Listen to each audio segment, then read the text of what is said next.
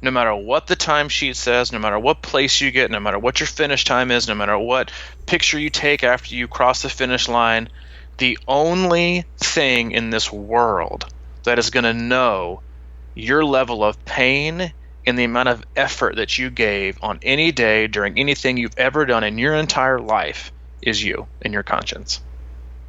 That's it. And so if you can do that, then sleep well. It's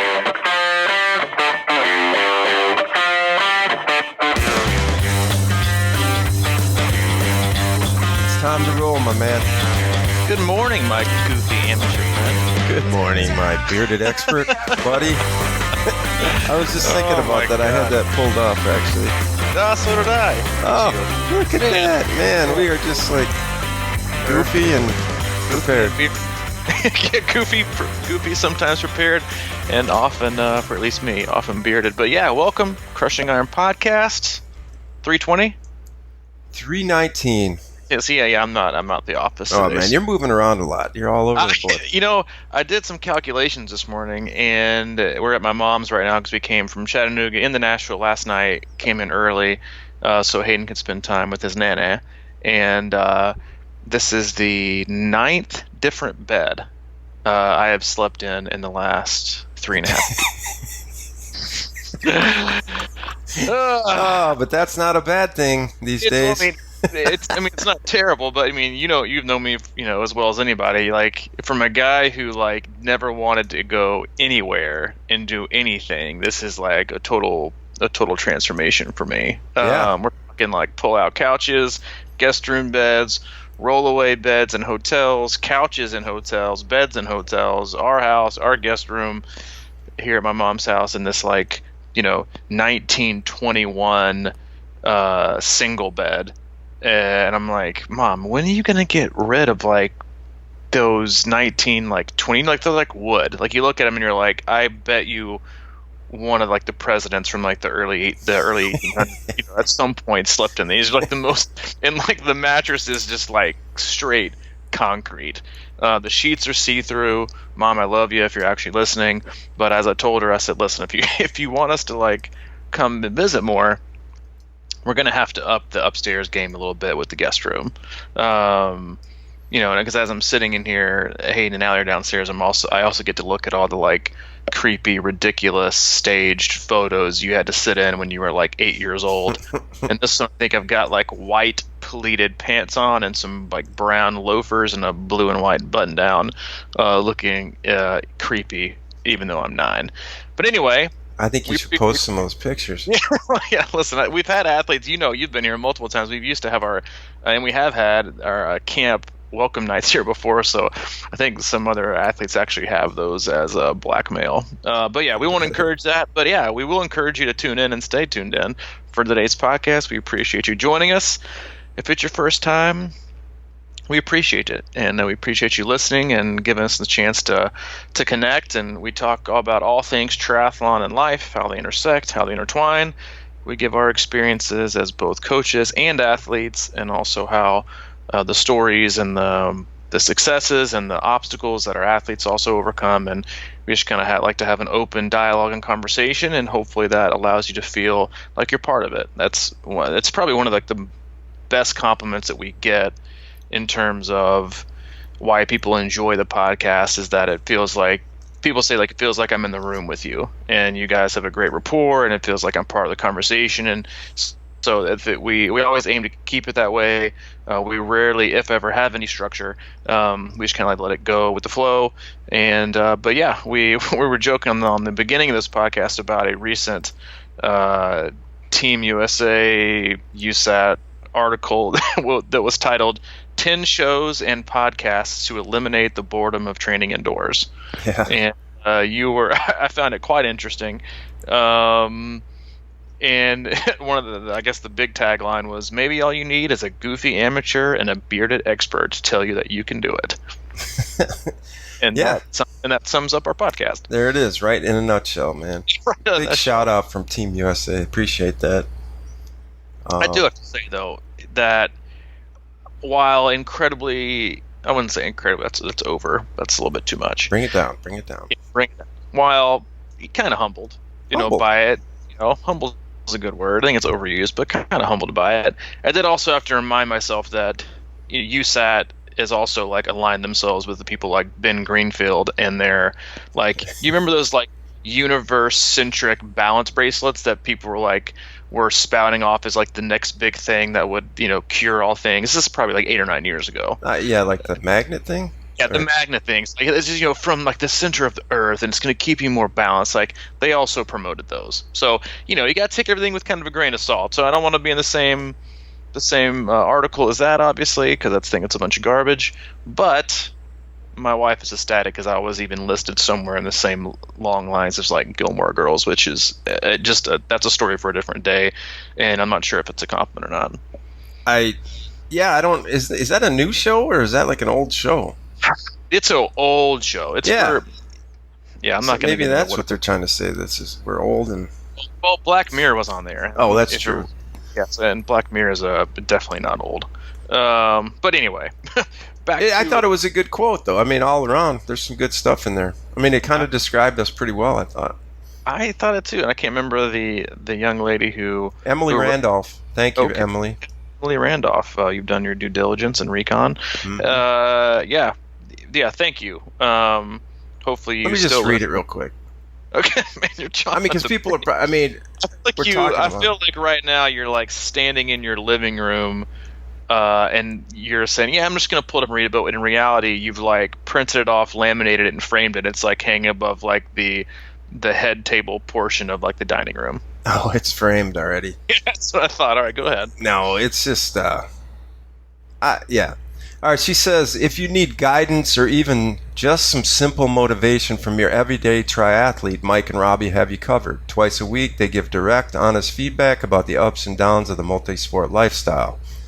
They are positive but opinionated, magnet bracelets, fun but informative, and just simply relatable. Discussion of race prep, the podium, all the day-to-day concerns of amateur triathlete are laid out on the table, picked apart, and put back together with laughter and authenticity. Maybe all you need is a goofy amateur and a bearded expert to tell you you can do it. So there you go. Thank you for that. Yeah, and I think if I am two things, I am definitely bearded, but I am definitely not an expert. You're an expert on beards. I am an expert on beards, but no, it summed us up pretty well, and I do want to make sure that like I'm definitely not an expert. I have a ton of experience. I don't consider myself an expert, but I do have a ton of experience as both an athlete and a coach. So again, as we kind of said in the beginning of the podcast, like we do our best to to express those thoughts and those experiences, and just kind of what we're going through in a day-to-day life, and how we're trying to navigate endurance sports and performance, and then all the things that go in with that, with expectations and training, different styles of training, and then also like the psychological impact and the often emotional attachment that come with those, and then how those intertwine with our regular life, which is obviously, hopefully, makes up 90% of your day. And so we'll continue to do that, and you and I are both getting ready for our second ever run camp, which it's my favorite. It is. I mean, I me, like swimming is my thing, and I felt like if there was like one thing I was supposed to do on this planet, it was to teach people how to swim. And so like there's nothing I love more than being on deck and getting my hands on people and working with their swim stroke, which is what we do with these triathlon camps. But the reason I love this camp so much is just because we get somewhere, and I have to imagine it's got to be one of your favorites, because we park the car. We'll park the car today at 2:00 at the 5-star retreat out in the middle of nowhere, like one of the most beautiful places I've been.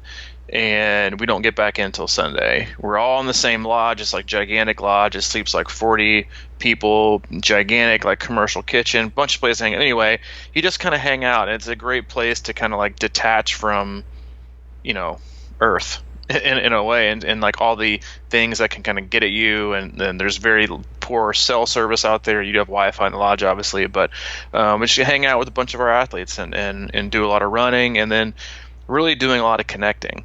And pushing ourselves, and it's very hilly terrain, and one of the biggest things I think athletes got from last year was just that, again, as with most of our camps, people leave with friends and confidence, which is, I think, two of the things that people lack a lot, right? Honestly, in terms of connectivity.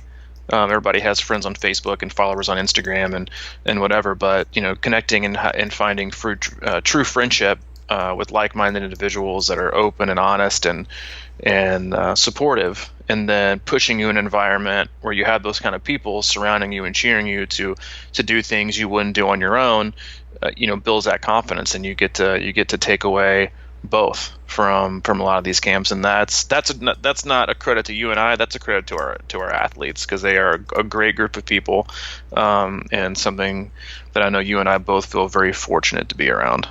100%. Yeah. I mean, you said disconnect from Earth, but actually it's connect with Earth out there. You know what I mean? I know what you're saying, though. It's like get out of society and kind of lose the phones for a while and just look at people. I posted something the other day on my Instagram. So I get so upset sometimes when I'm running and people are just like running or walking by me and they're just looking down at their phone. And all I want to do is say hi. All I want to do is say hello to somebody, and nobody's looking up. And I got kind of a little bit testy about that. And it's like I posted this thing that says, you want to change the world, put your phone down and look in somebody's eyes. And it really, because I've been thinking about that and how that happens so infrequently. I feel like maybe I'm just like, I don't know, but this is a great chance when we get out to run camp and people just kind of hanging around. You got really nowhere to go, and here you are, just talking to people. Yeah, you kind of tend to get some of your grumpier moments around that Greenway. I get the highs and lows, and it was kind of actually. God forbid you are running by somebody who's staring at their phone while at the exact same time a cyclist comes by you screaming on your left. Screaming. You might combust. Well, I've been on the trails a lot more, just kind of getting away from it. But no, but it's true, though. I do have highs and lows out there, and I was actually thinking about, in relation to that quote and how you said that, I've got it framed or whatever, but not really. I think I was thinking about this and how easy it did kind of jack me up a little bit, but the more you think about stuff like that, it's like you kind of got to play the middle on this thing. You can't get too high or too low, and I think that's sort of how it goes in training. Because I was reading something the other night and it was talking about black and white thinking, and it's like, a lot of us sometimes we're all like all-stars or we suck, and there's no middle ground. And I think that really applies to training. And that just USAT quote reminded me of that. It's like, hey, man, don't get too high on your horse just because somebody called you a goofy amateur. Right. You know what I mean? It's like, what is that going to do for me?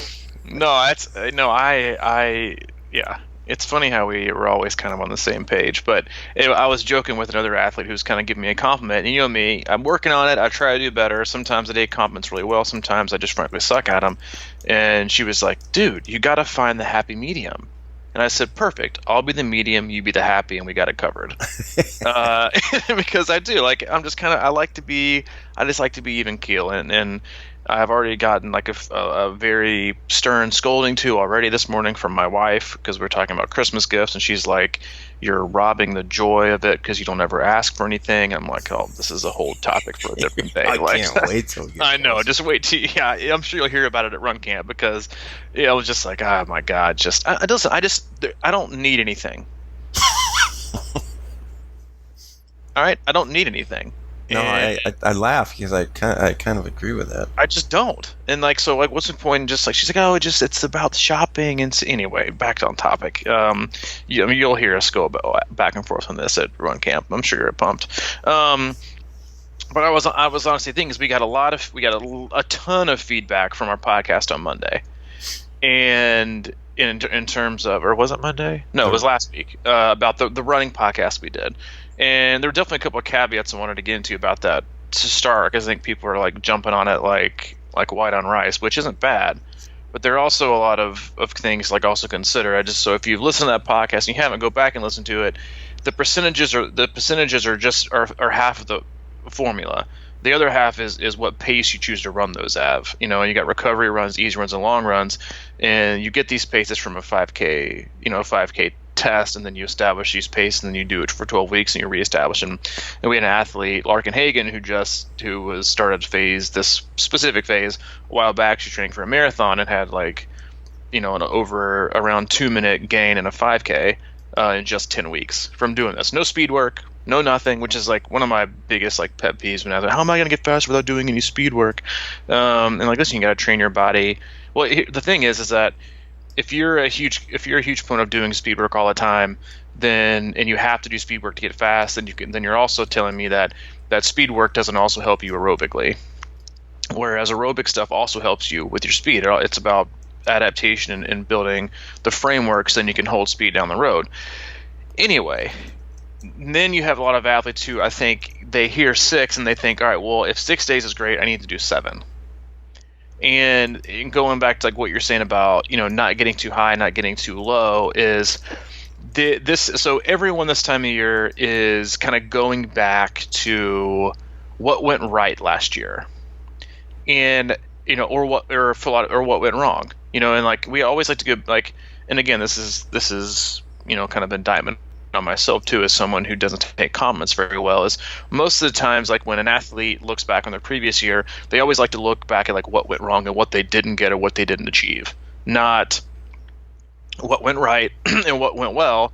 And then also, and we always kind of look at things this way, like if things went right, we did it correctly. If things went wrong, it's something else's or someone else's fault.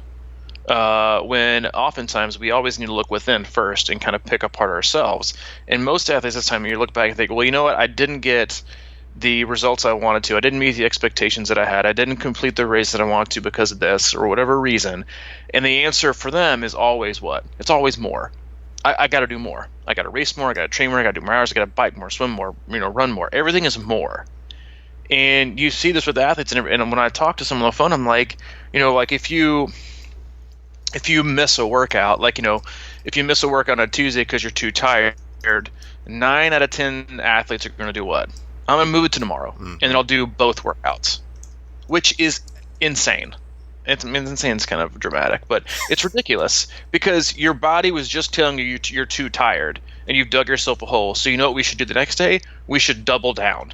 Because I'm definitely going to be recovered in one day. It's always that. It's like that fear. It's like you have like training FOMO, of like fear of missing out on training when you're just totally neglecting and ignoring your body. So we always have to do more. 6 days a week of running, I got to do more. My coach wants me to do 30 miles this week. I'm doing 34. My coach wants me to do 40 miles. Like I'm going to do 50. And adding more and more is always better. Like we talked about this on one of the interval. Like I was talking about cycling. Coach asked me to stay within these zones for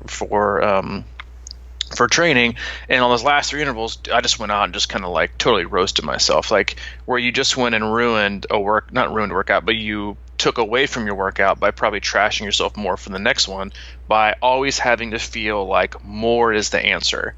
And I think it always more of an identifier in terms of how an athlete sees themselves. In terms of like, everyone has their own reality. What people say has very little to do with the outside world. It's more of just an expression and them putting into words how they see their own reality. It's the same thing when people complain or do other things. Like it really has nothing to say about you. It's more about them and how their experiences and that's their reality. And that goes along with training. It's athletes and this as a coach, like you learn a lot about athletes and who they are as people through how they approach, how they see training, when they skip, if they skip, how they stack. Are they, they have like obsessive tendencies about not missing, and what that usually is kind of like a magnifying glass or a microscope into like their insecurities in life and how they deal with them. Like you've got, people who are insecure, so they always try to be like the humor guy.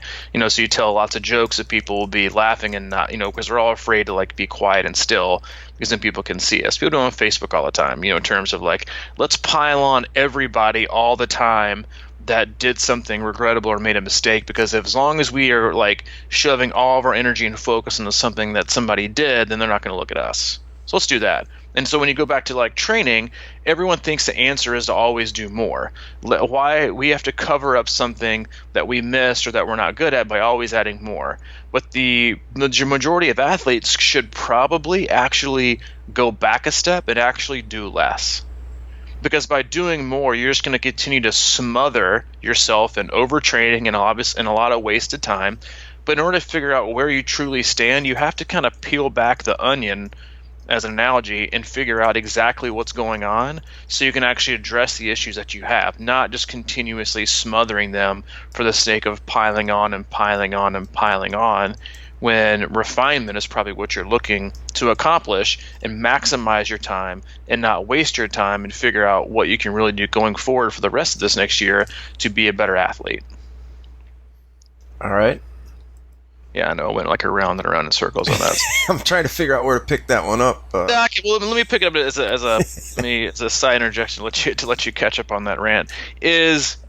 So what I'm saying is, like, when you talk about you got to find a happy medium, is a lot of times the change people need to make is to not change, and it's to not do, which for most people this time of year, change means doing more. And instead of doing more, you should either change and probably do less to figure out what actually works, or you should stay the course on what you've done before and figure out the mistakes you made within what you already have.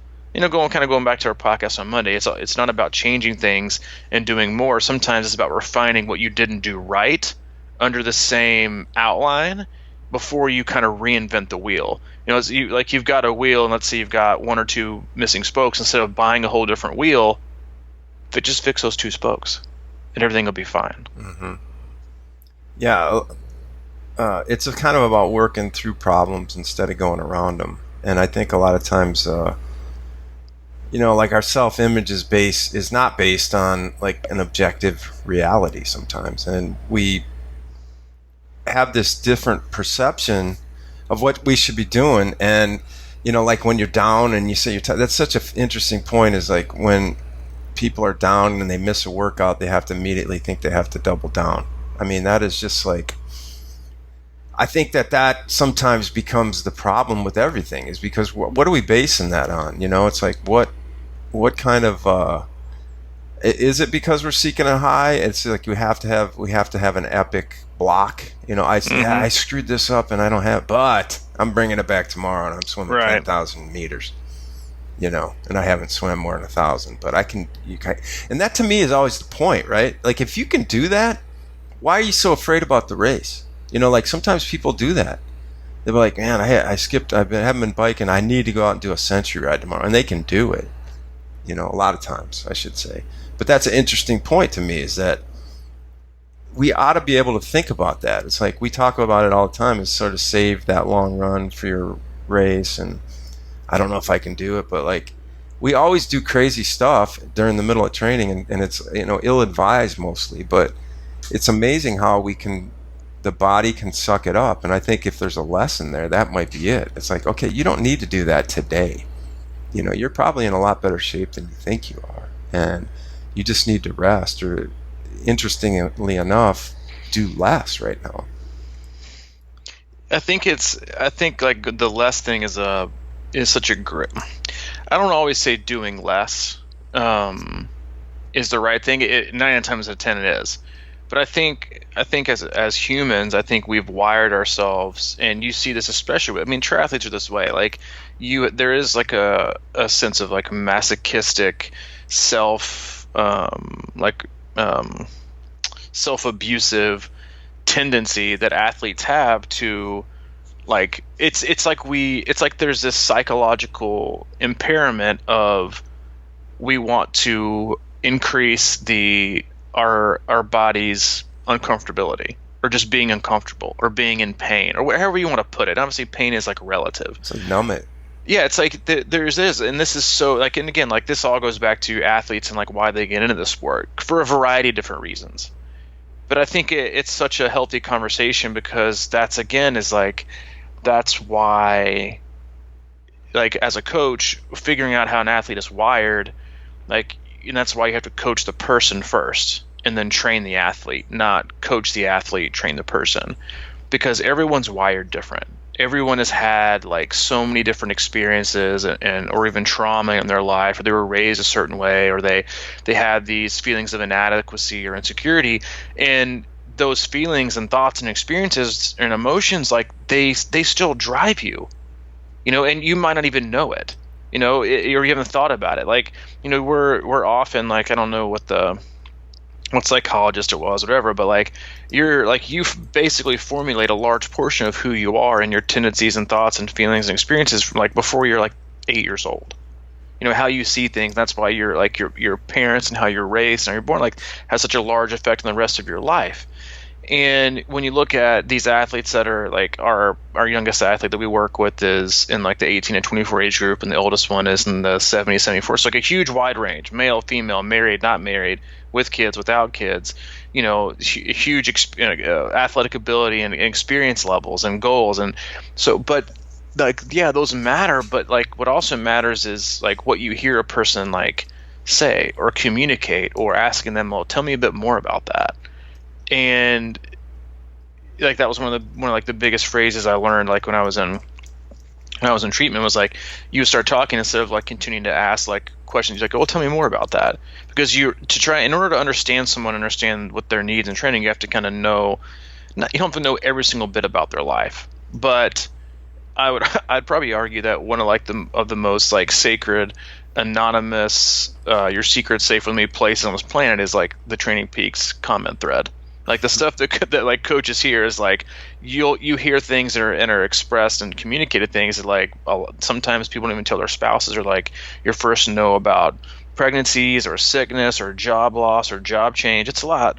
But and what I'm trying to say is like athletes and people are incredibly complex. Athletes are not. But they're all the same person. And that's like the hardest thing about coaching, is that people like athletes aren't machines, because athletes are people first and they're athletes second.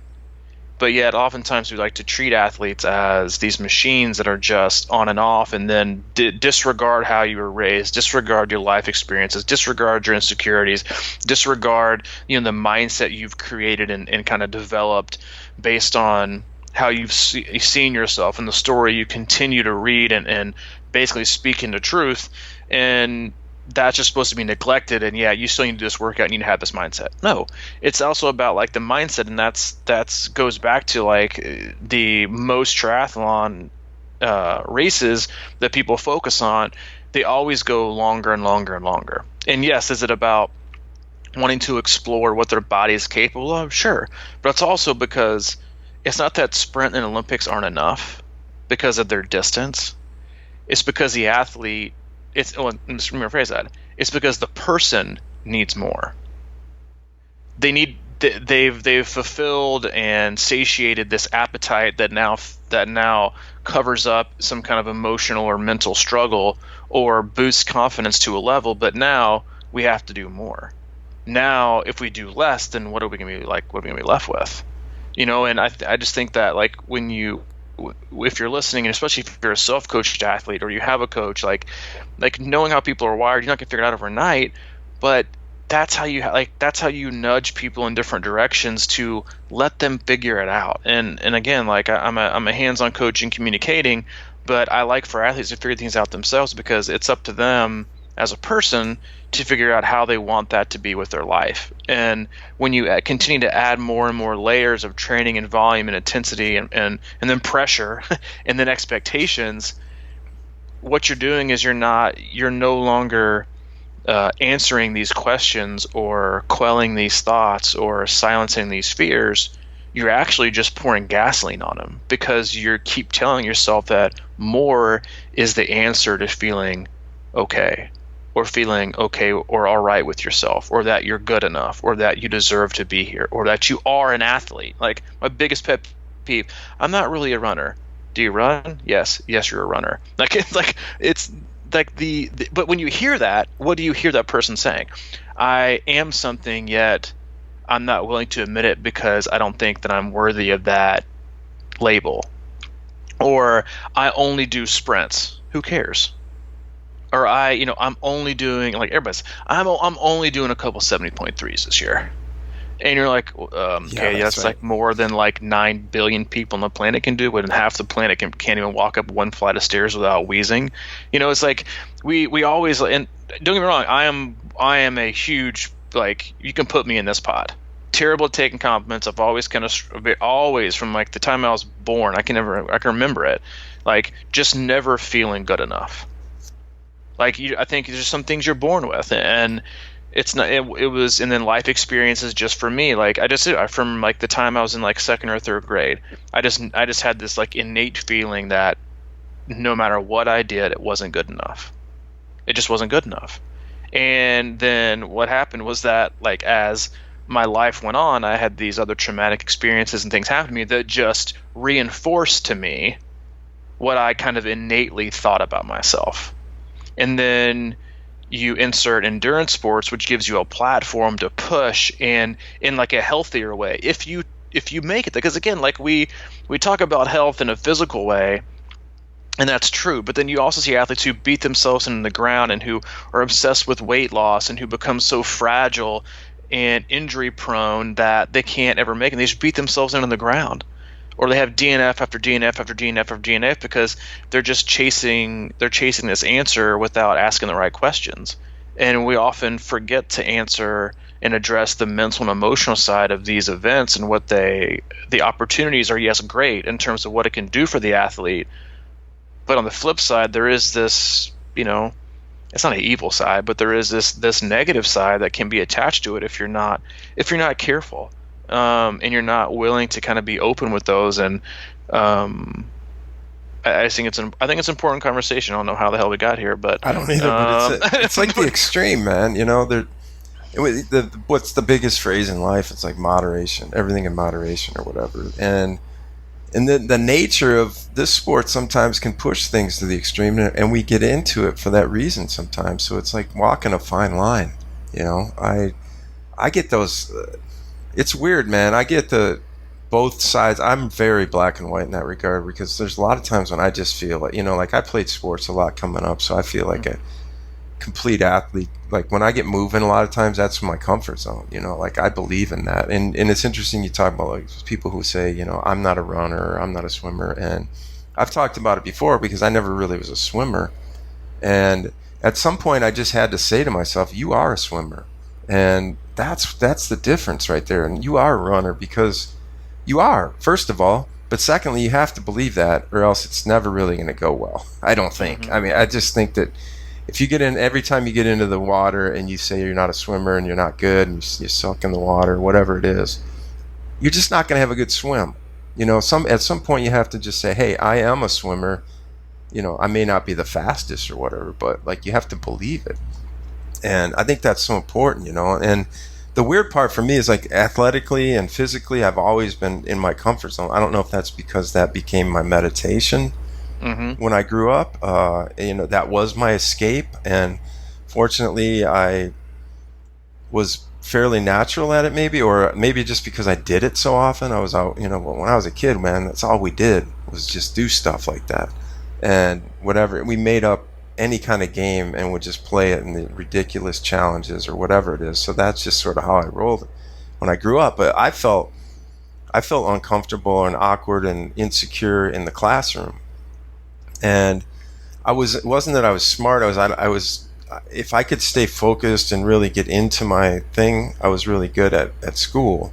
Mm-hmm. But for the most part, I was really distracted, and I don't know if I believed it, and I couldn't focus, and I was always on different stuff. And I remember like one time when I got in grade school, and it's interesting you say that young life experience and how important it is.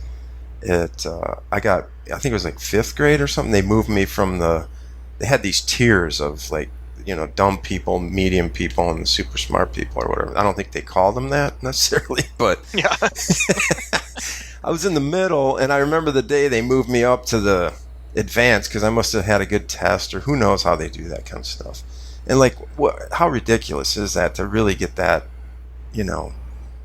streamlined at, 8 years old or 10 years old or whatever. I mean, like what an impact that can have. But I mean, the first day I was in that class, I remember I had this stupid pen and I just kept pushing it up and down and clicking it because I was so nervous. I was in with the smart people, you know. Mm-hmm. And about 10 minutes into the class or whatever, the teacher's like, "Who's making that noise?" And kind of got like all up in my face. I'm like, "Quit that! That's just not, whatever." And it's just weird how that just is burned into my head, and I feel like, oh, why was I doing that? Oh, I was nervous. I didn't believe in myself as a student, But I mean, I'm the kind of guy that would have, like, I've flunked a lot of classes terribly, and I've aced classes all, different, like, there's no real rhyme or reason for it, but how that kind of stuff develops is really interesting. I think it's like kind of, there's parallels in everything like that, and I think a lot of times if you have a good experience in a triathlon, your first one or whatever, that can really kind of set the tone. But the bottom line is, it's in there. And I didn't, just give up on that. And I just had to work harder at being focused and going through that particular situation. And then the real learning experience and the gains in life come from the last parts of things, whether it's the last part of a race or the last part of your training session. That's when you learn the most, and that last 5% is usually the hardest, and that's usually where people don't get to. That can be broken out over a season or whatever we want to call it. But, the race becomes that hardest part. And then within the race, the last part of the race is usually the hardest part. But that's where the growth happens. And again, like there's so many parallels in life and in training. And like, that's why you become what you program. And, in training, like when we talk about training with paces, or like, I'm just not a huge ERG. Like, ERG mode is like if you have a smart trainer, and like the resistance, you can control the resistance based on it basically being pre-programmed to hold a specific watt number, like on the nose. Like if I said do 20 1-minute reps with a 1-minute rest at a zone, some athletes would pick, 220 watts. And so they're basically predicting or programming their body to do the exact thing, whether their body that day is really capable of doing less or capable of doing a lot more.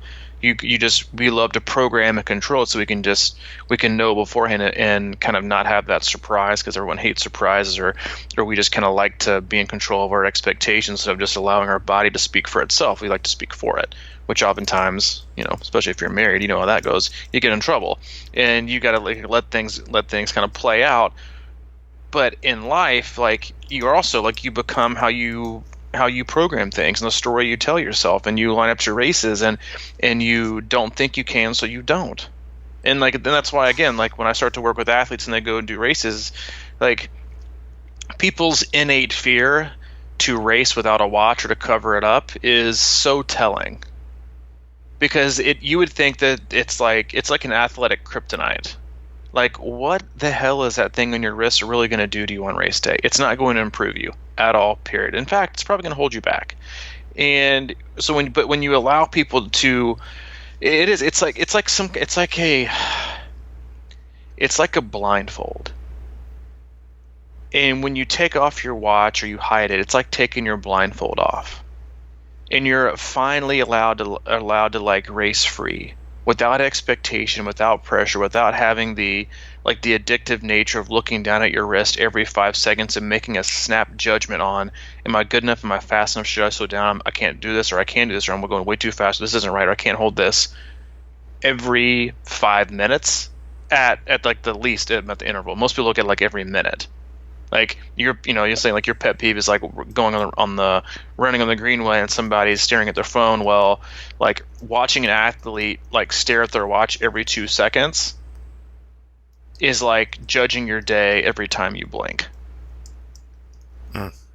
It's just but a moment, and yet we, like, when it comes to like the obsession with that, and you tell people to race, it's like, oh my god, like, that was the most fun I've ever had. Yet people want to obsess about it and train like with this exactness for whatever discipline that they're in, and the same thing is like with like people emotionally and mentally, like you're like, yes, we are programmed a certain way, and our life experiences dictate, and the events that happen dictate how hard it is, to overcome. Like, I saw a really awesome quote from someone that said something like, the trauma that happened in your life wasn't your fault, but getting and moving past it is your responsibility.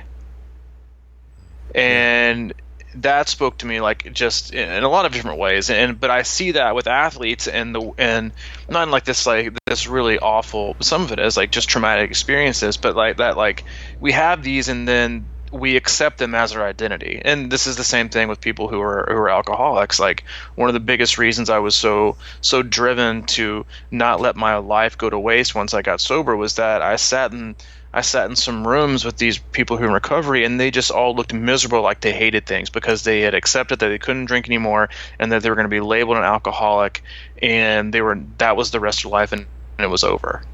And they had to live out the rest of their days just not drinking but living a miserable life. And I remember thinking, like, I'm not going to drink, but F that, I am not going out like that.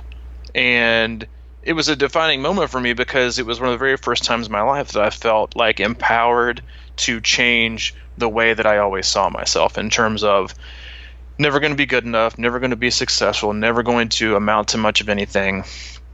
And that was the first time in my life I felt like intrinsically empowered to change that narrative and say, F that, dude, I am not going out like that. Like I got this new lease on life. I've got this huge opportunity. Yes, crappy things have happened to me. Yes, I've made terrible decisions, but that's not the end. You know, like it's like opening up chapter 6 and it's saying the end, and there's also 50 more pages and it's blank, or 50 more chapters at the end of the book and they're all blank, and you just have to live out the rest of your life with the ending in chapter 6. No, you get to write whatever you want to. And so when you have these opportunities in endurance sports, it's like one of the greatest things for allowing these opportunities in races and in training and connecting to learn how to express things and be confident in safe environments with safe people. And yet people don't get me wrong, it's hard. It is really, really, really hard. And this isn't like a how to not do that. It's like challenge yourself to go back and like understand that you now have these opportunities in a hopefully much healthier and safer environment to express like these characteristics that you've either been afraid of or you didn't think that you had, or that have lied dormant for 20 years, and be like, dude, I still got this, or I can shed this and be better. And I just think, again, like that's why endurance sports like have such like you can just gravitate towards this. And that's what the people do, and they gravitate it because they see, they don't really know what they see, but they can feel that there's something there that I can figure out. I don't even know what it is, but I like it and I feel drawn to it because I can go through this process or this training or to do this event, and I think something's good to come out of it. And while it can also be challenging in that it just will either reinforce or play to your weaknesses or your mental and emotional liabilities to continuously see yourself a certain way. And that's, again, like it all comes back to you, the person. Like we like to blame ourselves as the athlete so often, but the athlete is just a very small percentage of who we are as a person. And if you want to address things, in your performance, whether it's about getting up on time or whether it's about staying committed or it's about, taking recovery seriously, or it's about eating the right things or watching, your fueling and your diet and watching how you talk to yourself, and are you encouraging to yourself? Do you have positive self-talk? Or isn't that like those have nothing to do with you, the athlete. Like an athlete is just like is the sports version of a specific expression of who you really are, with a little bit of like physical attributes sprinkled in. And everyone wants to like pinpoint all these physical attributes as successes or failures, but if you go back to it and you look at the most successful athletes on the planet, you have to look like, okay, well, you're only this type of athlete because you are also this type of human.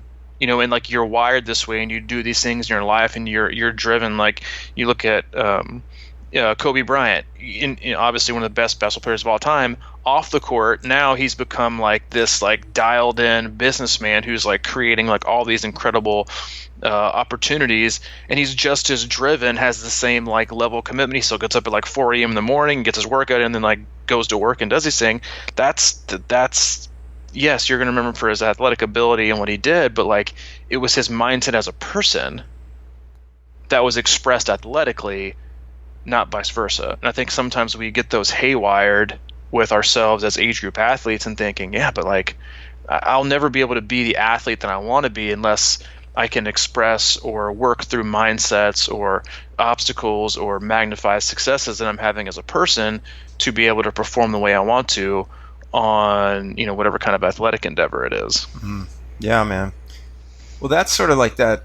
It's just thinking about moving into that gray zone as a person a little bit more, that not high, not low thing. I think, I am notorious for being the high and low person, and I totally get it. When things are going well and you are getting up early, you're doing your thing and you're consistent, but it's always like, I feel really good. I got to maybe do a little bit more, and that goes back to what we were talking about earlier. It's a little bit more and more, and it throws things out of balance or whatever. And I always come back to this analogy I use, but I think this is the key to getting better in triathlon too, is stronger, better, faster, whatever you want to call it. And it's repetition.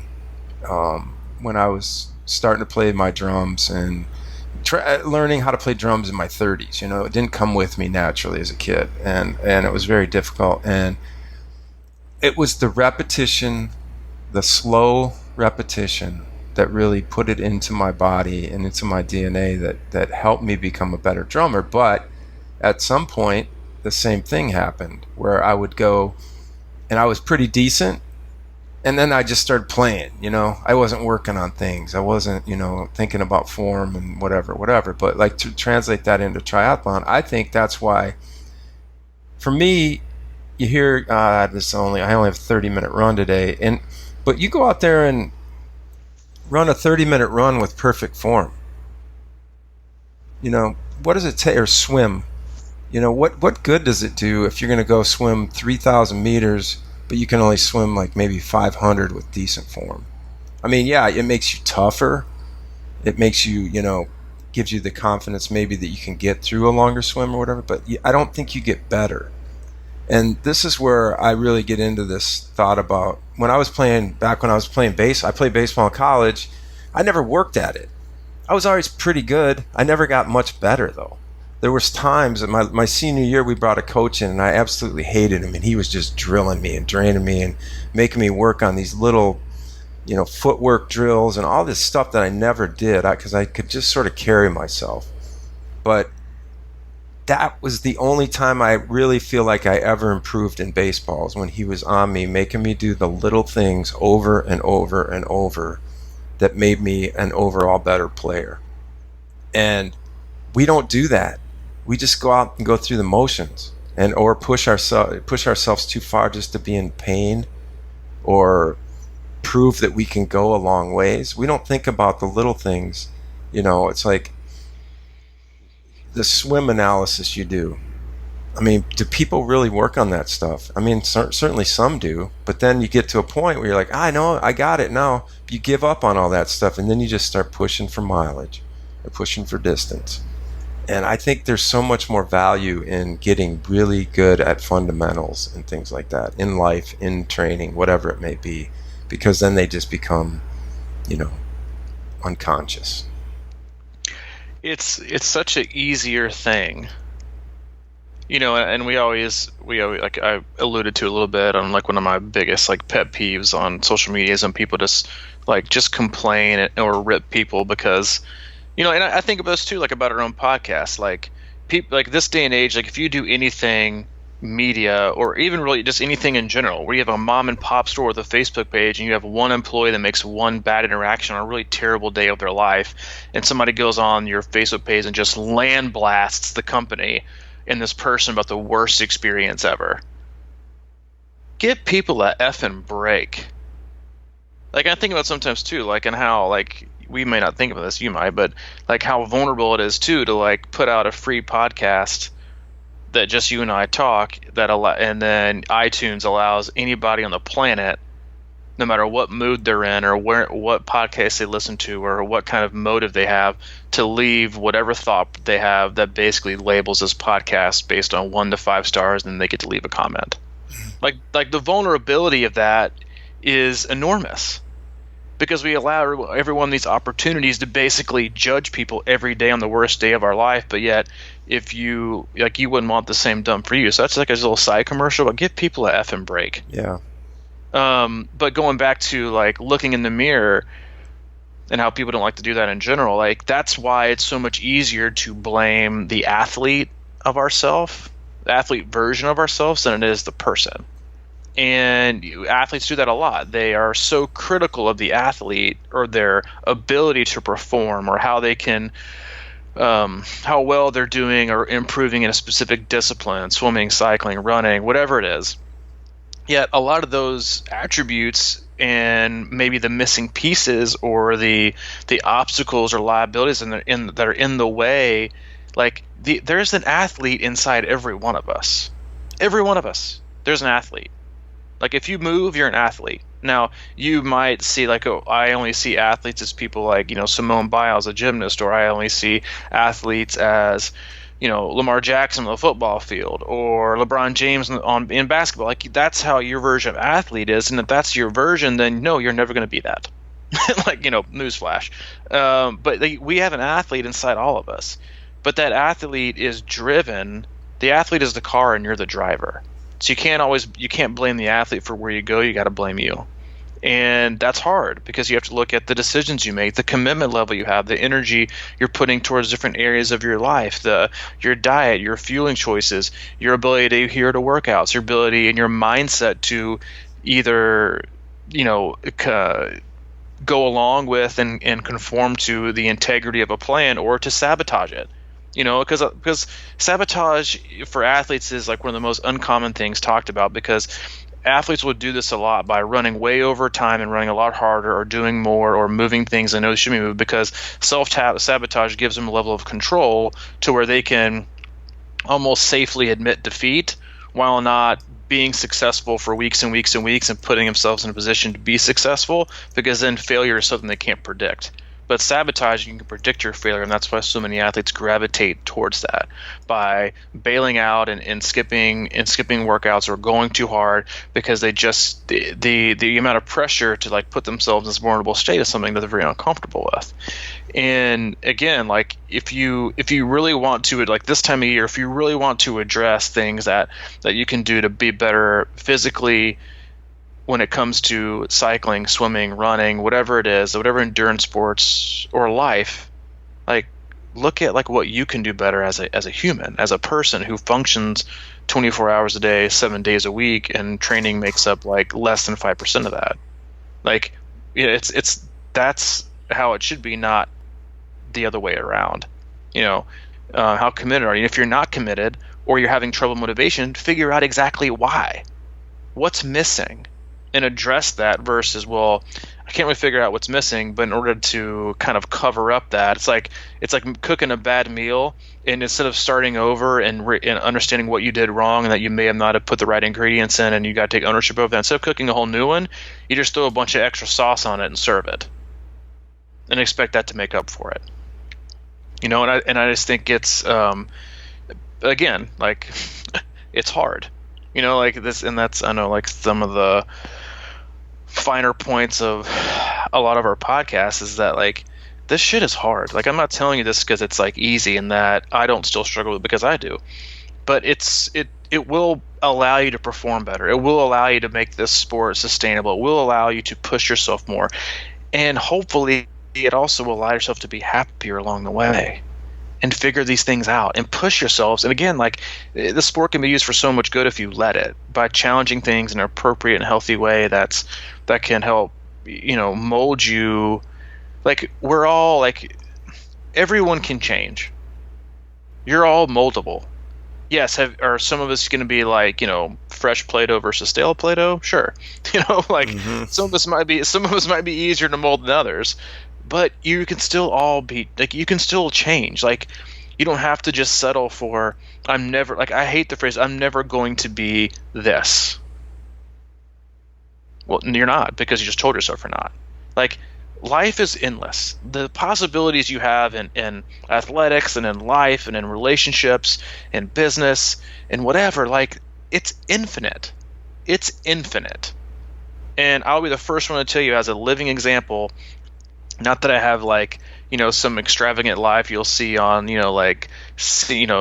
TMZ or on some like Hollywood special, But like, you know where I was 6 years ago. This time 6 years ago in November, I was the worst place in my entire life. Like, my life was terrible. It was terrible. I was just like a few weeks out from going into treatment, and my life was just the worst thing ever. And now it's like I could have never in my wildest dreams imagined would be like it is today. Mhm. But I had to work hard at it, and I'm definitely not perfect. I still got to work hard on things. I still struggle and make plenty of mistakes.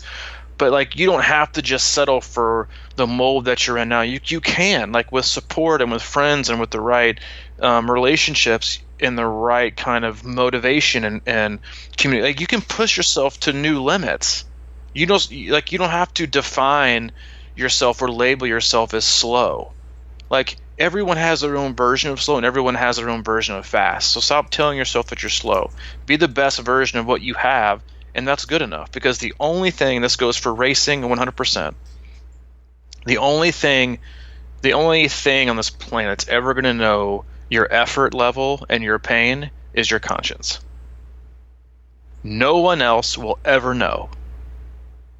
No matter what the timesheet says, no matter what place you get, no matter what your finish time is, no matter what picture you take after you cross the finish line, the only thing in this world that is going to know your level of pain and the amount of effort that you gave on any day during anything you've ever done in your entire life is you and your conscience.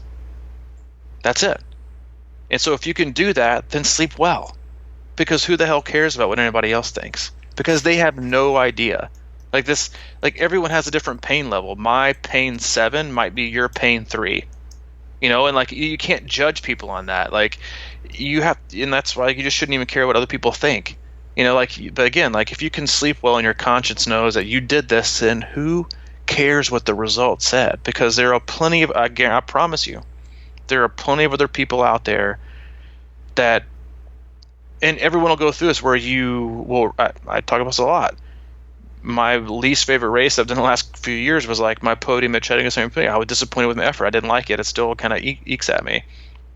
But it would, on the outside, it looks like a quote unquote good performance because I ended up on the podium. But in the reality situation was, it still chaps my ass because I feel like my effort was terrible and that was disappointing.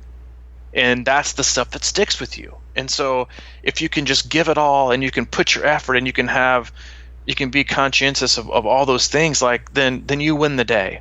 Because nothing else, no matter what, can be taken from you. You can take ownership over those things, and then whatever happens, happens. Like, that's the rest out of your control.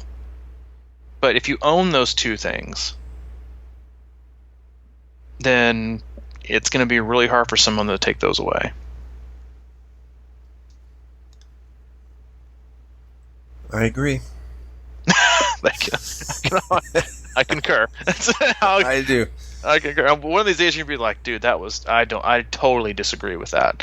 Yeah, and I'm not gonna disagree. I mean, you think that's good stuff, man. I mean, just a quick aside back to your comment about iTunes commenting, or the vulnerability of that, or and whatever. And I think it is true, man. It is.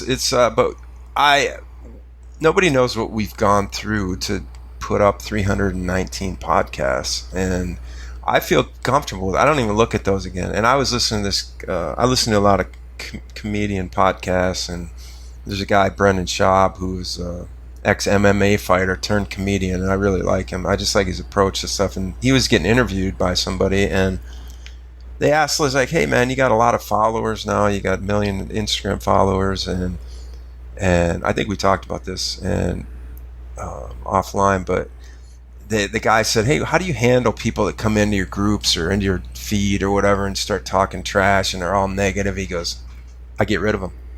They're gone. I don't have time for that. I don't have time for negative people. I want to live a happy life with people that are supportive and trying to do their best, and I just get rid of them. And it just it clarified something for me, because there's so many gray areas and fine lines between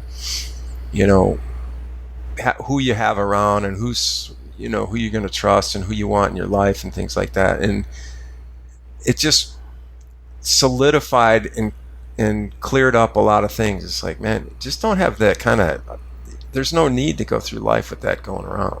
So Mm-hmm. you've come a long way, man. And when you're saying that, I was remembering back to like where you were and where you are now. And I'm sure that if we laid out what it was going to take to get to this point, you probably been like, oh man, that's a lot of work. That's a lot of work, dude. But it just starts literally in that one day at a time and one action at a time, and not thinking about the top of the mountain all the time. Just start climbing.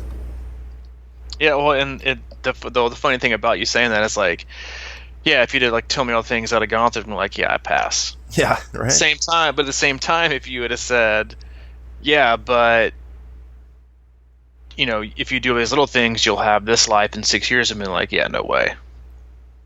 So like it's total other ends of the spectrum. But yeah, I mean, it's mold yourself. It's like we've all been molded, but ultimately, you have the opportunity every day you wake up and everything that you do, and every time you train, every time you race, every interaction that you have an opportunity, to change things and to be different. And it takes a lot of work and accountability, to change and to be different, and to the more severe and bigger things in life, and also the smaller things. It takes a lot to change us, and that's why change is hard. That's why people love to say people don't change, because it gives people an excuse. That's too hard to change. Yeah, it's really hard, but that's where growth happens, and that's how you become, the best version of yourself. So get out there, get after it. And if you're looking at your past year and you're looking at,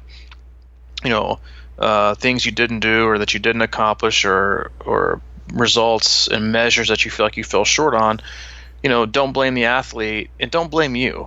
Just look for opportunities within yourself to grow as a person, and how those growth opportunities and those changes might positively benefit you as an athlete. And then kind of work together on how that can transform your performances the next year. It's not easy. It's not supposed to be easy. And this wasn't your 5 ways to, do this, but it's hard. But all good things in life come from things that were difficult, not things that were handed to you. But there's a good hand or a bad hand. So as always, we appreciate your time. We know it's an hour of your day, so while most of you are probably multitasking, mowing the yard or snow blowing, or probably on your trainer, we do appreciate the time and the opportunity to connect with you. If you haven't been, stop on over, crushingiron.com. It is our one-stop shop for all things training, coaching, camps, you name it, it's there. Check it out. And if you want to connect with us on a more one-on-one basis, you have questions or comments, you can always reach out to Mike, crushingiron@gmail.com. And you can always get connected with me at C26Coach@gmail.com. All right, on to run camp. Yeah, dude, I'll see you in a few hours. All right, that sounds great.